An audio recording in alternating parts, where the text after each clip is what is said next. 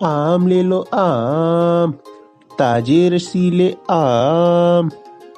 आम सुनते ही पिंकी दौड़कर अपनी माँ के पास जाती है और अपनी माँ से कहती है, माँ आम लो ना आम। हाँ माँ लो ना आम। अच्छा बाबा ठीक है।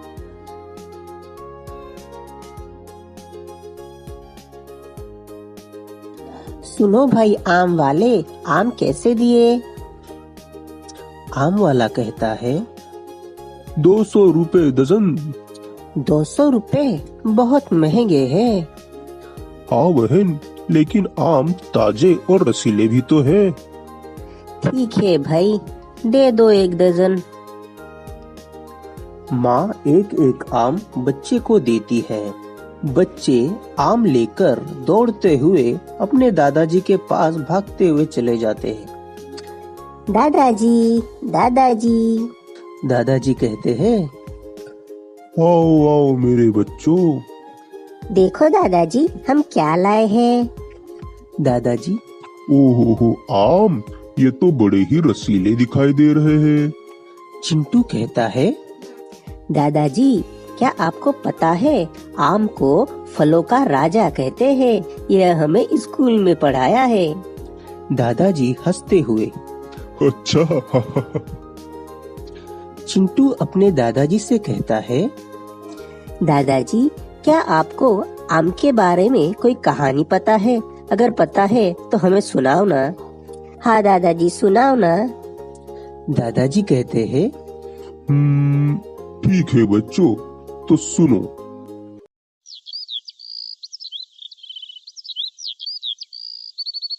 एक बार की बात है, किसी एक गांव में मदन नाम का फल वाला अपनी पत्नी के साथ रहता था। मदन बहुत ही मेहनती और ईमानदार व्यक्ति था। उसके आंगन में 2 बड़े बड़े आम के पेड़ लगे हुए थे, जिस पर बहुत सारे रसीले आम आते थे। मदन रोज सवेरे आम के पेड़ को प्रणाम करता और फिर पेड़ से आम तोड़ता, फिर बाजार ले जाकर बेचता। आओ आओ ताजे रसीले आम ले लो, ताजे रसीले आम, मीठे मीठे ताजे रसीले आम। लोग मदन के पास से आम खरीदते और उसके आम की तारीफ करते। वाह भाई आम वाले, तुम्हारे वहाँ के आम बहुत ही स्वादिष्ट और रसीले होते हैं। ये सब सुन दूसरा आम वाला सुरेश, उसे बहुत जलन होती है। वो कहता, इस मदन के बच्चे का कुछ करना पड़ेगा। एक तो व्यापारी के पास से पैसे देकर आम खरीदो और मुनाफा नील बटे सन्नाटा, और इधर ये मदन सारे ग्राहक अपनी ओर खींच लेता है। कुछ तो करना पड़ेगा कि लोग इसके पास जाए ही नहीं। इधर मदन की अच्छी आमदनी होती थी।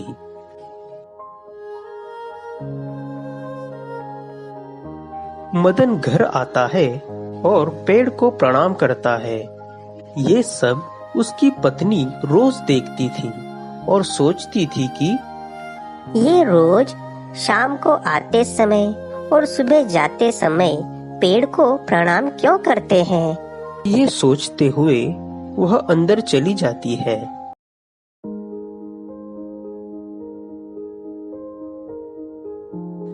मदन घर आकर खटिया पर बैठता है और अपनी पत्नी को आवाज लगाता है, सरिता अजीज सुनती हो? हाँ जी आई। सरिता पानी का ग्लास लेकर आती है। ये लीजिए, क्या सारे आम बिक गए? मदन, हाँ सारे बिक गए। लोगों को हमारे आम बहुत पसंद आते हैं। क्यों नहीं पसंद आएंगे जी? ताजे और रसीले आम जो होते हैं, आप खुद जो पेड़ से आम तोड़ते हो और उसमें से भी ताजे ताजे आम अलग कर बाजार में बेचते हो, इतनी मेहनत करते हो और यह भी ध्यान रखते हो कि अपने ग्राहक को सही चीज मिले, तो आम तो पसंद आएंगे ही ना। तुम सही कह रही हो सरिता, यह सब हमारी ईमानदारी और मेहनत का ही फल है। नहीं जी, हमारे आम की मेहनत का फल है। हा हा हा हा हा। दोनों हंसते हुए सरिता मदन से कहती है, सुनो जी, क्या मैं आपसे एक बात पूछ सकती हूँ? मदन कहता है, हाँ हाँ पूछो, क्यों नहीं। मैं आपको रोज देखती हूँ, आप सवेरे जाते समय और शाम आते समय पेड़ को प्रणाम क्यों करते हो जी? क्या कोई खास बात है? मदन कहता है, दरअसल ये पेड़ मेरे माता पिता की निशानी है। मेरे पिताजी प्रकृति प्रेमी थे। उन्हें पेड़ पौधों से बड़ा लगाव था। ये तब की बात है जब मैं बहुत छोटा था। वो अक्सर मुझसे कहते थे, बेटा हमें हमेशा प्रकृति का सम्मान करना चाहिए। ये हमें फल, फूल, लकड़ी और प्राणवायु देती है, जिससे ये पूरी सृष्टि चलती है। इसीलिए हमें हमेशा प्रकृति का ध्यान रखना चाहिए, उसका संरक्षण करना चाहिए। चलो आज हम हमारे आंगन में ये आम का पेड़ लगाते हैं। जब तुम बड़े हो जाओगे तब ये तुम्हें मीठे मीठे और रसीले आम देगा। और इस तरह मैंने और मेरे पिताजी ने ये आम के पेड़ लगाए थे, जो आज तक हमें मीठे और रसीले फल दे रहा है, और जिसकी वजह से आज हमारी रोजी रोटी चलती है। सरिता, ये सिर्फ पेड़ नहीं, ये मेरे पिताजी का आशीर्वाद है, और शायद इसीलिए इसके फल इतने मीठे और रसीले होते हैं। इस पेड़ को जब भी प्रणाम करता हूँ, ऐसा लगता है कि मैं अपने माता पिता को प्रणाम कर रहा हूँ और उनसे आशीर्वाद ले रहा हूँ। जी मुझे माफ करना, मुझे इस बात का कोई भी अंदाजा नहीं था। अरे कोई बात नहीं, उल्टा मेरा मन हल्का हो गया और पुराने यादें ताजा हो गई। चलो खाना लगाओ, खाना खाते हैं। और इधर दूसरी तरफ सुरेश मदन का धंधा बंद करने के बारे में ही सोचता है। इस मदन के बच्चे का कुछ करना पड़ेगा, नहीं तो मुझे कोई और धंधा ढूंढने की नौबत आ जाएगी। उसकी पत्नी उसे देखते हुए ये कब से क्या सोच में डूबे हुए हैं। इतने में उसकी पत्नी आती है और पूछती है, क्या बात है जी, क्या सोच रहे हो? कोई परेशानी है क्या? क्या व्यापार में नुकसान हुआ है? क्या बात है, ऐसे क्यों बैठे हुए हो? कुछ नहीं भगवान, बाजार में एक आम वाला है जिसका नाम मदन है। सभी ग्राहक उसके वहाँ से आम ले जाते हैं और कहते हैं उसके आम बहुत स्वादिष्ट और रसीले होते हैं, और मुझसे कोई नहीं खरीदता। एक तो पैसे देकर व्यापारी से माल खरीदो, और अगर मुनाफा ही ना हो तो क्या फायदा। इस मदन को तो सबक सिखाना ही पड़ेगा, वरना घर बैठने की नौबत आ जाएगी। सुरेश की पत्नी बोली, देखो जी, अगर आप उस आम वाले को सबक सिखाना चाहते हो तो मेरे पास एक युक्ति है। सुरेश कहता है, क्या युक्ति है भगवान? सबसे पहले तो आप यह पता लगाओ कि वह आम कहाँ से लाता है। अरे वो कहाँ से भी लाता है, पर उससे क्या होगा?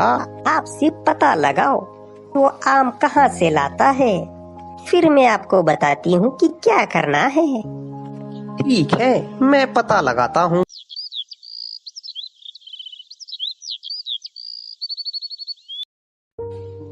सुबह सुबह जब मदन पेड़ को प्रणाम कर रहा होता है, तब सुरेश दूर से उसे देखता है और बोलता है, अच्छा तो मदन आम यहाँ से लाता है, इसलिए उसे कोई भी पैसे खर्चने नहीं पड़ते। घर में ही बड़े बड़े 2 आम के पेड़ लगाए हुए हैं, तो ये राज है इसके रसीले आम का। ठीक है, अभी इसका बंदोबस्त करता हूँ। सुरेश घर आकर अपनी पत्नी को मदन के बारे में विस्तार पूर्वक सब कुछ बताता है। पत्नी कहती है, अच्छा तो ये बात है। सुनो जी, अब मैं जैसा कहती हूँ आप वैसा करो। सुरेश की पत्नी पूरी योजना सुरेश को बताती है। ठीक है भगवान, मैं ऐसा ही करता हूँ। रात्रि का समय था। सुरेश अपने हाथ में डिब्बा लिए मदन के घर में घुसता है और पेड़ पर कुछ डालता है। दूर से एक आदमी ये सब करते हुए सुरेश को देख रहा होता है। सुरेश चुपचाप वहां से निकल जाता है। वह आदमी सोचता है कि अरे ये तो आम वाला सुरेश है, पर ये मदन के घर में क्या कर रहा था इतनी रात को। सुबह जब मदन पेड़ के पास जाता है तो वह देखता है कि पेड़ थोड़ा सा काला नजर आ रहा है। मदन अपने आप से कहता है कि अरे ये पेड़ की जड़ें काली सी क्यों नजर आ रही है? या ज्यादा धूप होने की वजह से काली पड़ गई होंगी। मदन पेड़ को प्रणाम कर वहां से चला जाता है। बाजार में मदन आम ले लो आम, ताजे ताजे रसीले आम। फिर से भीड़ मदन की तरफ इकट्ठा हो जाती है। सुरेश ये सब देखकर सोचता है कि अरे इसके पेड़ पर तो कोई असर दिखाई नहीं दे रहा है। लगता है पत्नी ने बताए हुए द्रव्य में कोई मिलावट हुई होगी। धत तेरी, सारी मेहनत बेकार गई।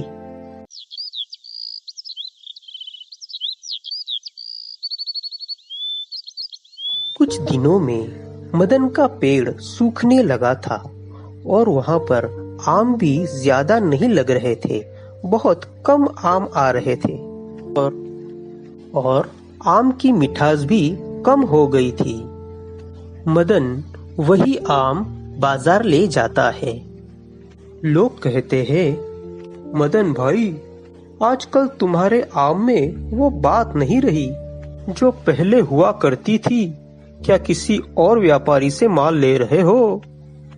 मदन कहता है, नहीं भाई, मैं तो अपने पेड़ से ही आम लाता हूँ। उधर सुरेश, आओ आओ, ताजे रसीले आम ले लो, ताजे रसीले आम, ताजे ताजे आम। लोग, चलो वहाँ सुरेश के पास ताजे रसीले आम मिल रहे हैं, चलो वहाँ से ही लेते हैं। लोगों की भीड़ अब मदन की बजाय सुरेश की दुकान के तरफ ज्यादा बढ़ने लगी। सुरेश की बिक्री में मुनाफा होने लगा। इधर मदन सोचने लगा, ये मेरे पेड़ को क्या हो गया है? पेड़ पर आम लग ही नहीं रहे। मदन निराश होकर घर चला जाता है। दूसरी ओर सुरेश खुश होकर अपनी पत्नी से कहता है, वाह भगवान, तुम्हारी तरकीब काम कर गई। आज सारे आम बिक गए और वो मदन जैसे आम लाया था वैसे ही वापस ले गया। बहुत बढ़िया, बहुत बढ़िया, वाह वाह। पत्नी कहती है, मैंने कहा था ना, अगर मेरी बात मानोगे तो सब ठीक हो जाएगा, देखा भी। और इधर मदन अपनी पत्नी से कहता है, सरिता, आज से पहले ऐसा कभी नहीं हुआ कि हमारे पेड़ पर इतने कम आम लगे हो और इतने खराब आम लगे हो। बाजार में मुझसे कोई भी आम खरीद ही नहीं रहा था।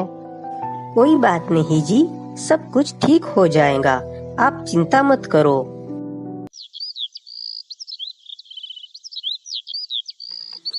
दूसरी सुबह मदन जब पेड़ के पास गया तब, अरे सरिता, बाहर आओ, बाहर आओ। क्या हुआ जी? मदन और उसकी पत्नी पेड़ के पास खड़े हो जाते हैं। मदन कहता है, अरे ये क्या हुआ? इतने सालों में मेरा पेड़ कभी नहीं सूखा, अब ये क्या हो गया?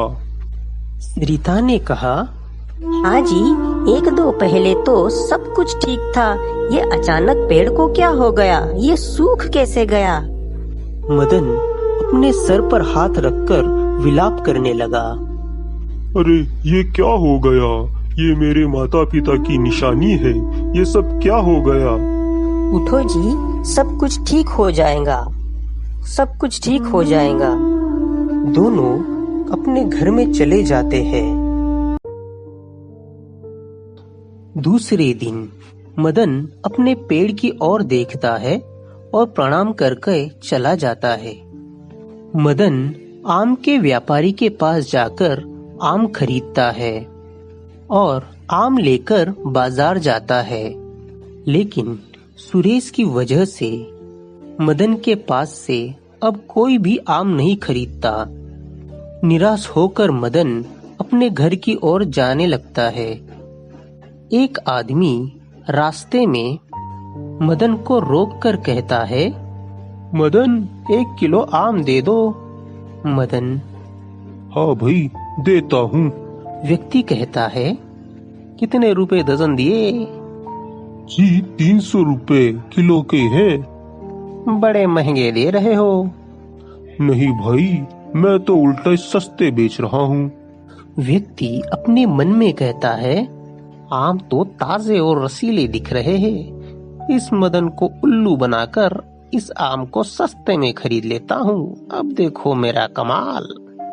मदन लो भाई आपके आम।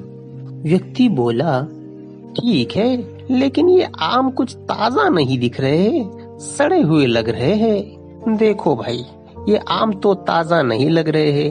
अगर तुम मुझे इन्हें 100 रुपए किलो दो तो मैं ले लूंगा, वरना रहने दो। मदन सोचता है, पूरे दिन से एक भी आम नहीं बिका। चलो जो मिलता है वो ले लेता हूँ। ठीक है भाई, 100 रुपए किलो ही ले लो। मदन पैसे लेकर घर की ओर चला जाता है। मदन दुखी मन से घर वापस आता है। सरिता पानी लेकर आती है। ये लो जी, क्या आज आम की बिक्री नहीं हुई? नहीं सरिता, कोई भी मुझसे आम नहीं खरीद रहा है। बस आते हुए एक आदमी ने मुझसे 300 रुपए के आम 100 रुपए में खरीद लिए, ताजे आम को सड़ा हुआ बताकर। चिंता मत करो जी, सब ठीक हो जाएगा। लगता है कोई और काम देखना पड़ेगा। खैर, काम तो कोई भी और मिल जाएगा, लेकिन मेरा वो पेड़ जो मेरे माता पिता की निशानी थी, उसका क्या? ऐसा लग रहा है जैसे मेरे सर से माता पिता का साया चला गया हो। सरिता दिलासा देते हुए कहती है, निराश ना हो जी, देखना एक दिन हमारा पेड़ फिर से हरा भरा हो जाएगा और उस पर फिर से मीठे और रसीले आम लगने लग जाएंगे। दूसरे दिन जब मदन बाहर जा रहा होता है, तब वो आदमी मदन को देखता है और कहता है, अरे ये तो मदन भाई आम वाला है। वह आदमी मदन को आवाज देकर बुलाता है, अरे मदन भाई, मदन भाई, अरे रुको रुको। मदन रुककर पीछे मुड़कर देखता है। वह आदमी दौड़कर मदन के पास आता है। मदन कहता है, क्या हुआ भाई? मुझे आपको कुछ बताना है। मदन, हाँ भाई बताओ, क्या बताना है? आदमी कहता है, कुछ दिन पहले वो सुरेश आम वाला है ना, वो रात को हाथ में डिब्बा लिए आपके घर में घुसा था। वो डिब्बा शायद किसी जहरीले द्रव्य से भरा हुआ था। उसने वह द्रव्य तुम्हारे पेड़ पर डाला और फिर कुछ देर बाद वह आपके आंगन से चुपचाप निकलकर चला गया। मैं उसी वक्त आप सबको बताने वाला था, मगर मैं ये भूल गया था। अभी जब आपको देखा तब मुझे वो बात याद आई और मैं आपको बता रहा हूँ। मदन को यह सब सुनकर जोर का झटका लगा। वह सोचने लगा कि इसका मतलब सुरेश आम वाले ने मेरे पेड़ पर वह जहरीला द्रव्य डाला, जिसकी वजह से मेरा पेड़ सूख गया और मेरे माता पिता की निशानी मुझसे छीन गई। यह सब सोच मदन आग बबूला हो रहा था, पर उसने जैसे तैसे अपने आप को शांत किया और उस आदमी को बोला, भाई आपका बहुत बहुत शुक्रिया। आपको पता नहीं आपने मेरी कितनी बड़ी मदद की है। अगर कभी भविष्य में मुझे मौका मिले तो मैं आपका एहसान जरूर चुकाऊंगा। आदमी हंसते हुए बोला, अरे मदन भाई, ये तो मेरा फर्ज था। और हाँ, अगर तुम्हें एहसान चुकाना ही है तो जब भी पेड़ पर मीठे और रसीले आम लगे बस मुझे खिला देना, एहसान चुकता हो जाएगा। मदन कहता है, जरूर भाई, ये वादा है मेरा आपसे। मदन आधे रास्ते से मुड़कर घर वापस आता है और अपनी पत्नी सरिता को इस घटना के बारे में बताता है। सरिता ने कहा, जी यह सुरेश तो बड़ा ही बुरा आदमी है। अपने स्वार्थ के खातिर इतने साल पुराने पेड़ को उसने बर्बाद करके रख दिया। हमें इसकी शिकायत थाने जाकर करनी चाहिए। मदन बोला, क्या हम इसकी शिकायत थाने में कर सकते हैं? हाँ जी, वह पेड़ हमारी निजी संपत्ति है और हमारे रोजगारी का साधन भी है, इसलिए हमें थाने में रपट जरूर लिखानी चाहिए और शिकायत दर्ज करानी चाहिए। मदन ने कहा, ठीक है, चलो हम थाने चलते हैं और उस सुरेश की शिकायत दर्ज करते हैं। दोनों पति पत्नी पुलिस थाने में शिकायत दर्ज कराते हैं। थानेदार कहता है, जी बताओ क्या हुआ? मदन कहता है, जी एक सुरेश नाम का आम वाला है जिसने मेरे बरसों पुराने आम के पेड़ पर जहरीला द्रव्य डालकर उसे बर्बाद कर दिया। वह पेड़ मेरी निजी संपत्ति है और उसी से मेरी रोजी रोटी चलती है। वह पेड़ मेरी कमाई का साधन है जिसे उसने गैर इरादन से नष्ट कर दिया। क्या हम उसकी शिकायत दर्ज करा सकते हैं? थानेदार कहता है, जी बिल्कुल करा सकते हैं। संविधान में इसका प्रावधान दिया गया है। अगर कोई हमारी निजी संपत्ति या प्राकृतिक कोई भी साधन सामग्री को नुकसान पहुंचाता है तो उस पर कानूनी कार्यवाही जल्दी होती है। आप जाइए, हम कार्यवाही करते हैं। और पुलिस आकर सुरेश को थाने में ले जाती है और उस पर मुकदमा चलाती है। अगली सुबह जब मदन सुबह उस पेड़ को प्रणाम करता है तब वह देखता है कि पेड़ पर हरी पत्तियां आ रही थी। पेड़ पूरी तरह से मरा नहीं था। यह देखकर मदन बहुत खुश होता है। वह कहता है, शायद ये पेड़ अब कुछ दिनों में फिर से ताजे और रसीले आम देने लगेगा। और ऐसा ही हुआ।